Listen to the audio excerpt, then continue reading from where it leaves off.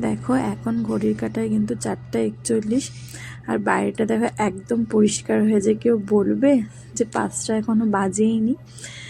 তা আজ কিন্তু জ্যৈষ্ঠ মাসের 3য় মঙ্গলবার, আর আমি আজকে লাস্ট মঙ্গলচণ্ডীটা আজকেই করে নিচ্ছি, যেহেতু লাস্টেরটা একটু প্রবলেম আছে, করতে পারবো না। তো দেখো ওইদিকে সকালে উঠে জামা কাপড় কেচে নিয়েছি, পুজোর জোগাড় হয়ে গেছে। দেখো এই গোলাপ ফুলটা কিন্তু হোয়াইটের মধ্যে খুব সুন্দর। আমি রেডি হয়ে কিন্তু বেরিয়ে পড়লাম। আজ কিন্তু আমি টোটো করে গেছি, কারণ প্রচণ্ড রৌদ্র। দেখো মায়ের এখানে চলে এসেছি, মায়ের আরতি হচ্ছে। এর পরের দিন আমি তোমাদেরকে শেয়ার করব যে মায়ের গোটটা আরতির ভিডিওটা আমি করে নিয়ে এসেছি, পরের দিন শেয়ার করব। তো তারপরে দেখো মায়ের এখানে পুজো করে মাকে আজকে আমি ঘিয়ের প্রদীপ দিয়ে আরতি করব, মাকেও করব, বাবাকেও করব।